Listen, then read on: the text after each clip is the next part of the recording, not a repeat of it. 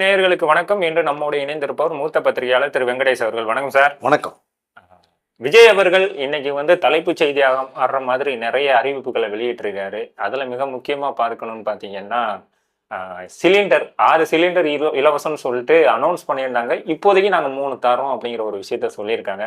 முதல்ல இன்னைக்கு அறிவிக்கப்பட்ட திட்டங்களை பத்திலாம் நீங்க என்ன நினைக்கிறீங்க?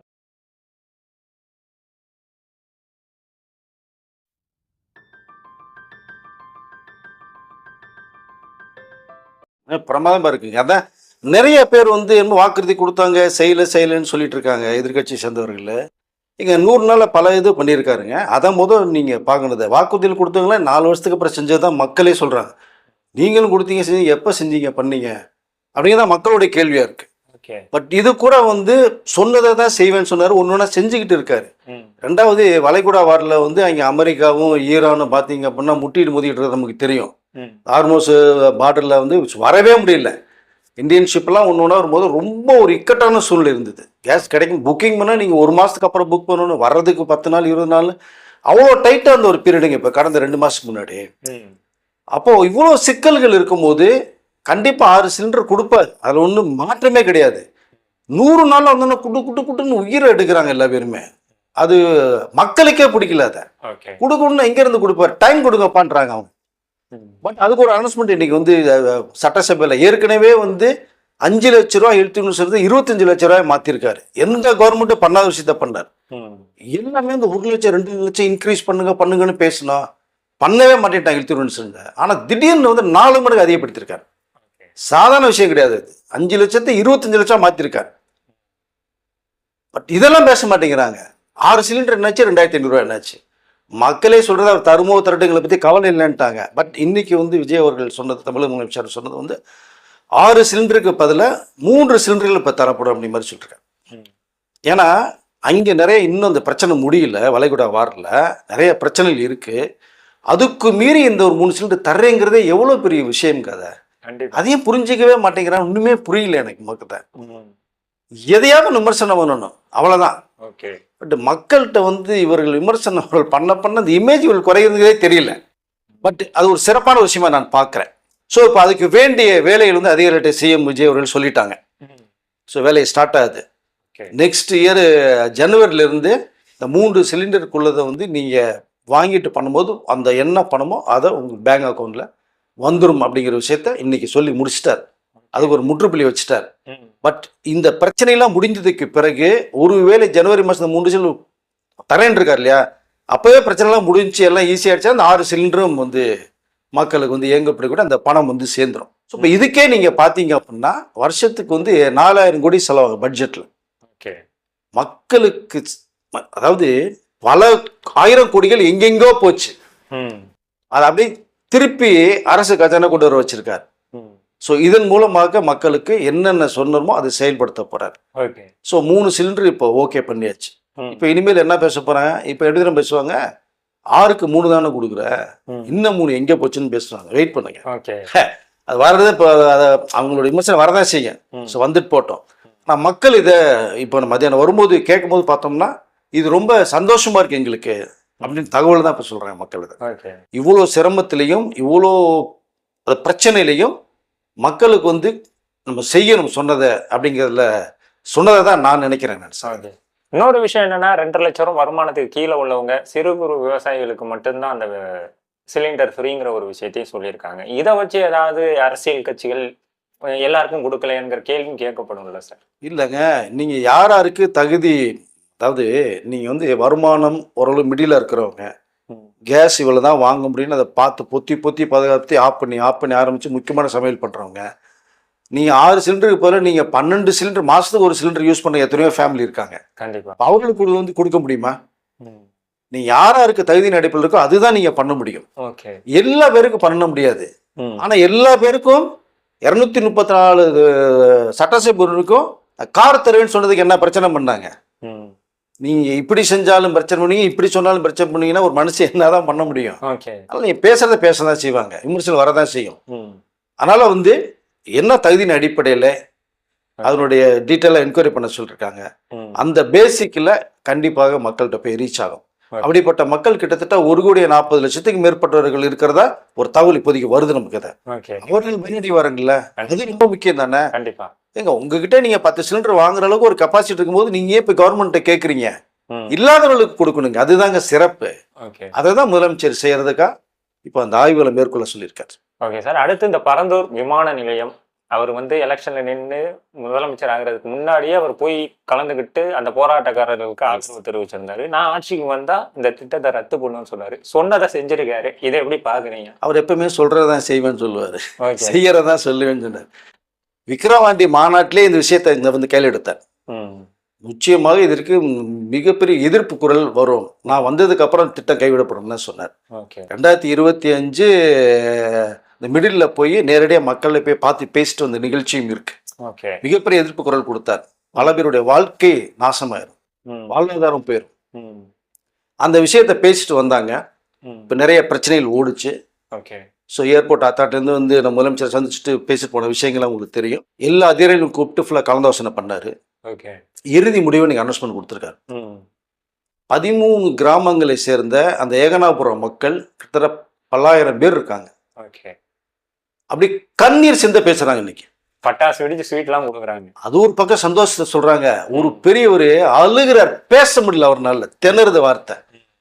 நான் முதலமைச்சர் காலை தொட்டு போய் கும்பிடணும், நாங்க பிறந்த மண்ணு, எங்களுடைய வாழ்வாதாரம் இதாக இருக்கு, எங்க நிலங்களையும் வீடுகளையும் விட்டுட்டு எங்க போவோம், நாங்க பேத்தி பிள்ளைகளை விட்டுட்டு எங்களுடைய பரம்பரை குடும்பம் பேத்தி பெறலாம் விஜய் அவர்களுக்கு வந்து கடமைப்பட்டிருக்குன்னு சொல்லி நீங்க பேச முடியாம அழுறதை நம்ம பார்க்க முடியுது. இப்போ மக்களுடைய எண்ணம் எப்படி இருக்கு பாருங்க. ரத்தத்தை அப்படி கண்ணிலிருந்து வர வச்சுட்டு வாழ்ந்துருக்காங்க. 4 வருட போராட்டம் இது அவர்களுக்கு, தொடர் போராட்டம். ஸோ எந்த ஆட்சி வந்து அதாவது இல்லை அதெல்லாம் வந்துருங்க, வந்துட்டு பார்ப்பாங்க போவாங்க பார்க்கலாமாங்க, ஆனால் பரந்தூர் விமான நிலையம் வரும்னு சொல்லிட்டு போன விஷயத்தை தான் நாங்கள் பார்த்தோம். ஆனால் முதலமைச்சர் இப்போ இருக்கிற முதலமைச்சர் விஜய் அவர்கள் சொன்னதை செஞ்சிருக்காரு. அப்புறம் அந்த மக்கள் ஒவ்வொருத்தரும் பண்ணும்போது தான் எங்களுக்கு இப்போதான் விடுதலை கிடைச்சிருக்குன்னு சொல்றாங்க. 1947 இந்தியாவுக்கு விடுதலை கிடைச்சது. ஆனால் அந்த பரந்தூர் மக்கள், ஏகனாபுரத்து மக்கள் 12 கிராமங்கள் 13 கிராமங்கள் சேர்ந்தவர்களுக்கு இப்போதான் எங்களுக்கு வந்து விடுதலையே கிடைச்சிருக்கு. எங்களுக்கு நிம்மதியா இருக்கும், இனிமேல் நாங்கள் நிம்மதியா தூங்குவோம், சாப்பிடுவோம், எங்களுடைய அன்றாட வேலைகளை பார்ப்போம், விவசாயத்தை பார்ப்போம். அப்போ அந்த மக்களுடைய வலியை உணர்ந்தவர். நீங்க ஏர்போர்ட் வந்து டெவலப் ஆகணுங்க, அதெல்லாம் மறுப்பதற்கு இல்லை, அது இன்னும் வசதியில் வரணும். இப்போ நம்மளுடைய சவுத்தில் பார்த்தோம்னா ஒன்று கொச்சின் ஏர்போர்ட்டு த பிக்கஸ்ட் ஏஷியாவிலேயே, 2வது நம்ம சென்னை ஏர்போர்ட் பண்ணணும், அது மறுப்பது. அதற்கு வேண்டிய இடங்களை இனிமேல் தேர்வு செய்து டெவலப் பண்ணுவீங்கிற விஷயத்தை சொல்லிட்டார். இப்போ டெர்மினல் 3ல வேலை நடந்துட்டு இருக்கு, 35 மில்லியன் வர்றது மாதிரி சொல்றாங்க பேசஞ்சர்ஸ். இப்போ டெர்மினல் 5 வந்து ஆரம்பிக்க போறேன்ட்டாங்க. அதில் ஒரு வந்து கிட்டத்தட்ட பார்த்தோன்னா 20 மில்லியன் உள்ள வர போறாங்க. இப்போ டோட்டல் 55 மில்லியன் வந்துட்டு இறங்கிட்டு பேசஞ்சர் போகிற வாய்ப்புகள் நிறைய இருக்கும். ஸோ அதற்கு வேண்டிய ஏற்பாடுகள் இப்போ நான் பண்ணிடுவேன்ட்டாங்க. இது வந்து இன்னும் அடுத்த ஒரு இடம் சாய்ஸ் பண்ணதுக்கு பிறகு எங்களுடைய ஏர்போர்ட்டு அந்த விரிவாக்கம் நடக்கும். ஸோ இப்போ பரந்தூருக்கு இந்த பெரிய ஒரு விஷயத்தை மக்கள் தூக்கம் இல்லாமல் இருந்ததை ஒரு நிம்மதி அடைய வச்சிருக்காங்க. ரொம்ப சந்தோஷமான விஷயமா மக்கள் பார்க்குறாங்க. உண்மையிலேயே இது பெரிய விஷயம். இதை நம்பி நிறைய பேர் என்ன பண்ணிட்டாங்க, பரந்தூரில் ஏர்போர்ட் வருதுன்னு சொல்லி நிறைய ரியல் எஸ்டேட் ஓனர்ஸ்லாம் பார்த்து இடங்களை வந்து அங்கங்கே வந்து நிறைய வாங்கி போட்டு ஏர்போர்ட் ஆரம்பிச்சோன்னா பல கோடிகளை விற்கலாம்னு சொல்லி நிறைய இடத்த வாங்கி போட்டு அதிக விலைக்கு விற்கப்பட்ட ஒரு தகவல் உனக்கு வருது. அதை இப்போ அவர்களுக்குலாம் ஒரு பேரிடி தான். நீங்கள் அதாவது ஆசைப்படலாம், பேராசைப்படக்கூடாதுல்ல. பேராசையில் இப்போ என்னாச்சு உங்களுக்கு, அதை நல்லா அடிமட்டு விலைக்கு வாங்கி பண்ணலாம்னு சொல்லி பிளாக் பண்ண விஷயம் ஒன்று இருக்கு இப்போ அது. ஸோ இப்போ இந்த பரந்தூர் இது அரசு கைவிடப்பட்டது அப்படிங்கிற விஷயத்தை அவர் ஆணித்தரமாக சொல்லிட்டார். நான் இன்னொன்று சொல்லிக்கிறேன், பரந்தூர் அந்த மக்களுக்கு சொல்லிக்கிறேன். விஜய் அவர்கள் வந்து 2024 விக்கிரவாண்டியில் சொன்னார், 25 நேரடியாக உங்களை வந்து பார்த்து சொல்லிட்டு போனார். முதல் பிரச்சாரமே அதுதான். பரந்தூர் தொழில் மக்கள் தான் முதல் பிரச்சாரமே ஆரம்பிச்சார். அப்போ உங்களுக்கு அவர் சொன்னதை செஞ்சுட்டார், உங்கள் வாழ்க்கையை மேம்படுத்திட்டார், உங்கள் பிரச்சனைகளை தீர்த்துட்டார். நீங்க பிறந்த மண்ணிலே நீ இருங்க, வெளியில போகக்கூடாதுன்னு முடிவு பண்ணி சொல்லிருக்காரு. அவரு வந்து நீங்க வாக்குகள் போட்டு நீங்க வந்து அவர் முதலமைச்சராக இருக்கிறது ஒரு நன்றி கடனுக்கு நிறைய பண்ணுவேன்னு சொல்லிருக்காரு. இதை பண்ணியிருக்காரு. இப்ப நம்ம ஒட்டுமொத்த தமிழ்நாட்டு மக்கள் நிறைய பண்ணிட்டு இருக்காரு, என்ன பண்ண போறாரு. ஆனா இந்த பரந்தூர் மக்கள், ஏகனாபுரம் மக்கள், 12 கிராமங்கள் சேர்ந்த பலரின மக்கள் விஜய் அவர்களுக்கு என்ன செய்ய போறீங்க நான் கேட்கிறேன். வைங்க, ஒரு செலவு வைங்க. இதை விட நான் கடவுளா பாக்குறேன்னு சொல்றீங்க, அதான நிஜம். வேறு ஒரு கவர்மெண்ட் வந்து இந்த இடத்த எடுத்துருந்து என்ன பண்ணிருக்க முடியும், நீங்க ஒட்டு மொத்தமாக கூடாரமே காலியா இருக்கும். அப்போ உங்கள் தொழிலை விஜய் அவர்கள் ஒரு செலவு வைங்க, கொண்டாடுங்க. நீங்கள் தான் கடவுள்னு சொல்கிறீங்க, அதான் நிஜமாக நீங்கள் சொன்னீங்கன்னா அதை வைங்கன்னா நான் சொல்லிக்கல ஆசைப்பட்றேன். ஏன்னா அவ்வளோ அவ்வளோ அந்த ஏரியாவை காப்பாற்றிருக்காரு இல்லையா? கண்டிப்பா. ஸோ அதனால் பரந்தூர் மக்களுக்கு வந்து உண்மையிலேயே இந்த அறிவிப்பு மிக மிக ஒரு சந்தோஷத்தை கொடுத்துருக்கறத பார்க்க முடிஞ்சது. நீங்கள் சொன்ன மாதிரி பட்டாசு வெடிச்சது, ஸ்வீட் கொடுத்தது, அவங்களுடைய இந்த மகிழ்ச்சிக்கு அளவே இல்லை. இந்த வயிற்றுல பாலாவாத்தான்னு சொல்லுவாங்கள்ல, அது இன்னைக்கு தமிழமைச்சர் விஜய் அவர்களே செஞ்சுருக்காங்க. அந்த ஏகனாபுரம் மக்கள் அத்தனை பேருக்குமே வயிற்றுல பாலாவாத்திருக்கார், மகிழ்ச்சியை கொடுத்துருக்கார், சந்தோஷம் கொடுக்குறார், வாழ்க்கையை கொடுத்துருக்கார். ஸோ அதனால் இது மாதிரி இன்னும் வந்து மக்களுக்கு நல்லதே செய்யக்கூடிய முதலமைச்சர் உங்களுக்கு கிடைச்சிருக்காரு. இனி நிறைய செய்வார் தமிழ்நாட்டு மக்களுக்கும் சொல்லி ஆசைப்படுறேன். அடுத்த விஷயம் வந்து பார்த்தீங்கன்னா பெண்களுக்கான இலவச பேருந்து வெற்றி பயண திட்டம்னு சொல்லிட்டு இனிமேல் தமிழ்நாடு முழுவதும் அரசு பேருந்துகளில் பெண்கள் இலவசமாக பண்ணலாங்க. இதை வந்து இவ்வளோ சீக்கிரம் ஒரு அனௌன்ஸ் பண்ணுவாருன்னு யாருமே எதிர்பார்க்கலையே சார். திடீர்னு அனௌன்ஸ் பண்ணிட்டாரா சார்? இல்லை, அவர் மனசில் நிறையா இருக்குங்க. நிறைய விஷயங்களே உடனடியாக செயல்படுத்தணும், சொல்கிறத செஞ்சிட்டு இருக்கணும்னு ஆசை, சொல்லாததையும் செய்யணுங்கிறது ஆசை அப்படியே இருக்குது. இன்னும் பாருங்கள், நிறைய விஷயங்கள் தமிழ்நாட்டு மக்களுக்கு சொல்லாத விஷயத்தையும் செய்கிறதுக்கு ரெடி ஆகிட்டு இருக்காரு. ஓகே. பட் இந்த பஸ்ஸுங்கிறது வந்து ரொம்ப முக்கியம் பெண்களுக்கு. அதுவும் சில முன்னாடியே இருந்ததுன்னு வச்சுட்டா கூட சில குறிப்பிட்ட பஸ்ஸில் மட்டும்தான் போடுது. பிங்க் கலர் பஸ்ஸு, இந்த நார்மல் ஆர்டினரி பஸ்ஸில் தான் போக முடிஞ்சுது. ஏசி பஸ்ஸிலோ டீலக்ஸ் பஸ்ஸிலோ நீங்கள் போக முடியாது. பட் இப்போ அக்டோபர் 2ஆம் தேதி காந்தி ஜெயந்தியிலிருந்துக்கு பெண்களுக்கு ஒரு சிறப்பான செய்தியை கொடுத்துட்டார். ஏசி பஸ்லையும் போகலாம், டீலக்ஸ் பஸ்லையும் போகலாம், உங்களுக்கு எல்லோ போர்டு உள்ள அந்த பஸ்லையும் போகலாம். வெற்றி பயணம் அப்படிங்கிற அந்த பெயரோட இந்த பஸ் இயங்க போகுது.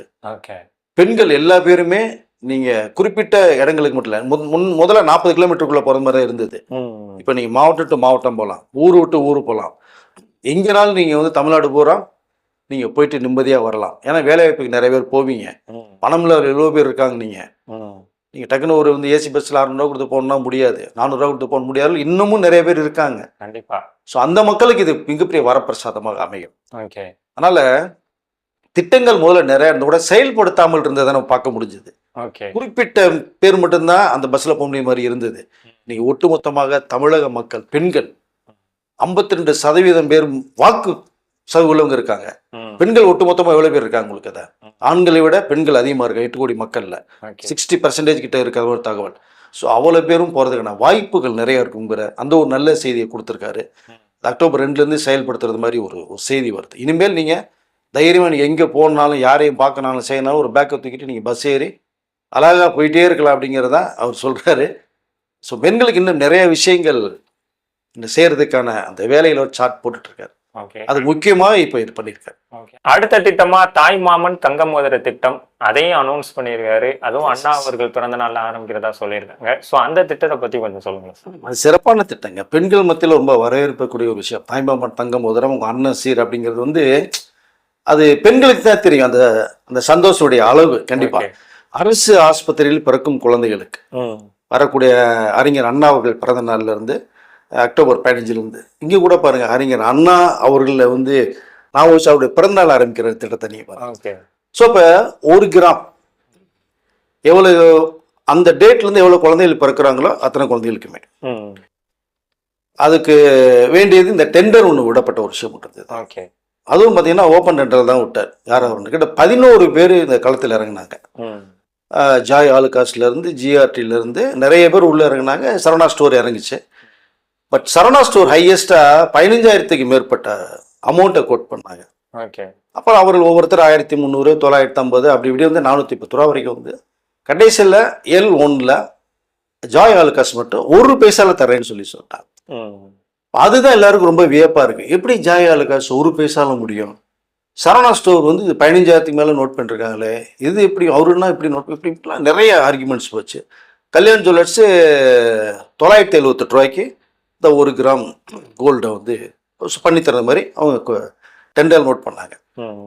இதில் 1 பைசா எப்படிங்கிறது மட்டும் நான் ஷார்ட் அண்ட் ஸ்வீட்டாக சொல்லிட்டு போகலான்னு பார்க்குறேன். நிறைய பேருக்கு வந்து 1 கிராம் வந்து எப்படி தர முடியுது அப்படின்னு நிறைய பேர் கேள்விகள், மக்களுக்கு சில பேருக்கு புரியல. பட் என்னன்னா இதில் இந்த செய்கூலி சேதாரம்ங்கிற அந்த ஒரு அமௌண்ட்டு உங்களுக்கு ஒன்று வரும். நீங்கள் நகைக்கடை போய் வாங்கினாலே உங்களுக்கு தெரியும், அதை போட்டு எக்ஸ்ட்ரா ஒரு அமௌண்ட்டை போடுவாங்க. அது இதில் இல்லை. 2வது 22 carat pure gold 916 hallmark. So இதுதான் தர்றாங்க. தாய்மாமன் சீராக, அண்ணன் சீராக விஜய் அவர்களுடைய முதலமைச்சர்லேருந்து போகிறது ஒவ்வொரு அரசால் பிறக்கும் குழந்தைகளுக்கு 1 கிராம் தங்கம் வரும். இதை வந்து இந்த டெண்டரில் விடும்போது கூட எப்படி வித்தியாசம் வருதுன்ற ஒரு கேள்வி நிறைய வந்துச்சு. அதுக்கு ஒரு விளக்கம் ஒன்று கொடுத்துட்டாங்க. கல்யாண் ஜுவல்லர்ஸ் வந்து 978 ரூபாய்க்கு அவங்க நோட் பண்ணியிருக்காங்க. அதாவது ஏற்கனவே சொன்னதான், இந்த செய்கூலி சேதாரம் இல்லாமல் நீங்கள் பண்ணால் அந்த 1 பைசா பண்ண முடியும். அப்போ அவங்க லாபத்தை எதையுமே எதிர்பார்க்கல ஜாய் ஆலுகாஸ். ஒரு முதலமைச்சர்களுடைய மிகப்பெரிய ஒரு திட்டம் இது, தமிழ்நாட்டு மக்களுக்கு செய்யக்கூடியது. இப்போ நமக்கு வந்து ப்ராஃபிட் தேவையில்லை. கிட்டத்தட்ட 4 லட்சத்துக்கும் மேற்பட்ட வந்து ஆர்டர் கொடுக்கறது மாதிரி ஒரு தகவல் ஒன்று வருது. அப்போ நீங்க அவர்களே வந்து நாட்டுக்கு ஒரு நல்ல விஷயத்தையும் இந்த பிறக்கும் குழந்தைகளை பண்ணும்போது அவருடைய பங்கு நமக்கு இருக்குங்கிறதா ஜாய் ஆலுகாசனுடைய அது ஒரு வந்து எண்ணமா இருந்துன்னு சொல்றாங்க. அது ஒரு நல்ல விஷயம் நான் பார்க்கிறேன். ரெண்டாவதா பார்த்தா அடுத்த ஒரு ஆஃபர் யாருக்கு போனோம்னா ஜிஆர்டி நோட் பண்ணிருக்கான்னு நினைக்கிறேன். 410 சம்திங் ஏதோ அமௌண்ட். ஆனா 9வது பிளேஸ்ல இருக்கிற கல்யாண் ஜுவல்லர்ஸ்க்கு போச்சு. அது 978 ரூபாய்க்கு போட்டாங்க. இங்க என்ன அடிஷனலா ஒன்று சொல்றாங்கன்னா, மீண்டும் இந்த 1 பைசாலேயே வேற யாராவது நீங்க வந்து நோட் பண்ணி கொடுத்தீங்கன்னா நாங்க ஈக்குவலா பிரிச்சு தரோம் அப்படிங்கிற மாதிரி சொன்னாங்க. ஏன்னா ஒருத்தருட்டே ஃபுல் போடும்போது கோல்டு நிறைய தேவைப்படும், செய்யணும், டைம் எடுக்கும். அந்த ஒரு காரணத்தினால மற்ற எந்த நிறுவனமே வந்து வரல. அப்போ 9வது இடத்துல இருக்கிற கல்யாண் ஜுவல்லர்ஸுக்கு திரும்பி செகண்ட் ஆஃபர் ஒன்று போகுது. அது எப்படியே போங்க, 978 ரூபா கொடுத்தாங்க. 2வது பொசிஷன்ல ஜிஆர்டி 470 ரூபா சம்திங் ஏதோ கொடுத்துருக்காங்க. இந்த 1 பைசாக்கு வந்தாங்க இல்லையா ஜாய் ஆலுகாஸ். அதே மாதிரி செகண்டா ஒரு டெண்டர் நீங்க பண்ணுங்கன்னு சொல்லும் போது, அரசு சொல்லும் போது கல்யாண் ஜுவல்லர்ஸ் உள்ள வர்றாங்க, நாங்களும் 1 பைசாக்கு பண்ணி தரோம். இப்ப ஜாய் ஆலுகாஸும் கல்யாணத்துக்கு பிரிக்கிறாங்க. ஃபர்ஸ்ட் 1 பைசான்னு சொன்னதுனால அவர் வந்து 70%, கல்யாண் ஜுவல்லர்ஸ் செகண்டா வந்ததுனால 30%. ஸோ 100% வந்து பிரிச்சு கையில் கொடுத்து நீங்க ரெடி பண்ண சொல்லிட்டாங்க. அதற்கு வேண்டிய வேலைகள் ஆரம்பம் போது இப்ப அக்டோபர் 15 பிறக்கிற குழந்தைகளுக்கு ஒன்னொன்னா கொடுக்க போறாங்க. மோரம் செய்யறதுக்கான இந்த வேலை ஆரம்பிக்கிறதா ஒரு தகவல் நமக்கு வருது சார். இது ஒரு புறம். இது அடிஷனலா நிறைய பேர் வந்து இது விமர்சனக்குள்ளாகிறாங்க. நீங்க சொன்னது மாதிரி எப்படி ஜாய் ஆலுகாஸ்க்கு விஜய் 1 பைசாக்கு எப்படி கொடுத்தாங்க செஞ்சாங்க, இதுல ஏதோ ஒரு விஷயம் இருக்குன்றாங்க. அதுக்கு என்ன ஒரு காரணம் சொல்றாங்க அப்படின்னா, விஜய் அவர்கள் வந்து ஜாய் ஆலுகாஸ்க்கு ஒரு விளம்பர படம் பண்ணியிருக்காங்க, ஒரு அம்பாசிடரா அதில் இருந்தாங்க, அதனாலதான் ஒரு கொடுக்கப்பட்டதுன்னு சொல்லி இதே அரசியலாக்க பாக்குறாங்க. நான் ஒரு விஷயம் தெளிவா சொல்லிக்கிறேன். விஜய் அவர்கள் ஒரு விளம்பர படம் நடிச்சாங்க, அம்பாசிடரா இருந்தாங்க. அந்த ஜுவல்லர் நேம் வந்து ஜாஸ் ஆல்கா, ஓகேங்களா? அது வேற, இது ஜாய் ஆலுகாஸ், இது வேற. முன்ன வந்து ஒரு நிறுவனம் ஒன்னா இருந்தா அவர் பிரிஞ்சு போனான்னு வச்சுங்க, அந்த கதை தேவையில்லை நமக்கு. பட் அவர் நடிச்சது வேற. இப்போ இதுல டெண்டர்ல நோட் பண்ணி எடுக்க போறது வந்து ஜாய் ஆலுகாஸ், இது வேற. அதை தயவுசெய்து எல்லாம் புரிஞ்சுங்க. இதையும் வந்து விஜய் அவர்கள் எப்படி அரசியல் விமர்சனம் பண்ணி எப்படி வந்தது அப்படி வந்தது இப்படி கொடுக்க போறோம், அதுக்கு தான் வந்து வேண்டி பொருள் கொடுத்துருக்கான்ற தகவலையும் பேச ஆரம்பிக்கிறாங்க. அது இல்லைங்கிறத நான் தெளிவுபடுத்திக்கிறேன். ஸோ அதனால இந்த ஒரு திட்டம் தாய்மாமன் சீர், அண்ணனுடைய சீராக பெண்களுக்கு மிகப்பெரிய ஒரு மகிழ்ச்சி தரக்கூடிய விஷயமாக நான் இதை பார்க்கிறேன். குழந்தைகளுக்கு வந்து எடுத்த உடனேயே நிறைய பேர் வசதியிலே இருக்காதுங்க. பார்த்துட்டு 10 ரூபா கூட கையில் கொடுத்துட்டு போது நிறைய பேர் வந்து பார்க்குறோம் நம்ம இதை. இப்போ விஜய் அவர்களுடைய இந்த திட்டத்தில் ஒரு கிராம் மோதிரம் உடனடியாக இது வந்து ஃபுல்லாக ஸ்டோரேஜ் பண்ணி உடனடியாக எப்படி கொடுக்க முடிய கேள்வி ஒன்று வருது. ஆர்டர் கொடுத்து இதை ஃபுல்லாக பாக்ஸில் ரெடி பண்ணிடுறாங்க. இந்த எக்ஸ்பென்ஸ் அதில் இருக்கு பார்த்தீங்களா? அதனால ஜாய் ஆலுகாஸ் வந்து ப்ராஃபிட்டே தேவையில்லைன்றாங்க எங்களுக்கு. முதலமைச்சருடைய கனவுல எங்களுடைய ஷேரும் பங்கும் இருக்கட்டும், எங்களுக்கு அந்த கோல்டுக்குள்ள காஸ்ட் மட்டும் போதுன்றதா அவங்க நோட் பண்ணது 1 பைசா. இது வந்து மோதிரங்கள் பல்கா ரெடியாகி வந்து கிட்டத்தட்ட 755 கோடி வருஷத்துக்கு செலவு. முக்கியமா வரும்போது இது கலெக்டர் ஆஃபீஸ், அந்தந்த டிஸ்ட்ரிக்ட் கலெக்டர் ஆஃபீஸ் ட்ரெஷரிலேயோ போய் இதுக்குன்னு தனியாக ஒரு ஸ்டோரேஜ் ரூம் ரெடி பண்றாங்க. அங்கே வந்து ஃபுல்லா மோதிரம் வந்து லோடாக இறங்கிடும். எந்தெந்த ஹாஸ்பிட்டலில், கவர்மெண்ட் ஹாஸ்பிட்டலில் எந்தெந்த ஊரில் பிறக்குதோ அது நேரடி அதுக்கு நியமிக்கப்பட்ட அதிகாரிகள் மூலமாக உடனடியாக மோதிரம் பிறந்த ஒரு 1/2 அன் ஹவர்லேயே அந்த குழந்தைய போய் சேரும். அப்படி ஒரு இடத்தையும் ரெடி பண்ணிட்டாங்க. விஜய் முதலமைச்சர் வந்து ஆர்டர் கொடுத்து அதிகாரிகிட்ட பேசிட்டாங்க. ஸோ இப்படி வந்து நிறைய சிறப்பான விஷயங்களை இது முக்கியமாக பார்க்கப்படுது. அக்டோபர் 15 அன்னைக்கு இது ஆரம்பமாக போகுது. ஓகே சார், நிறைய தகவலை பயந்துக்கிட்டீங்க, ரொம்ப நன்றி சார். நன்றி.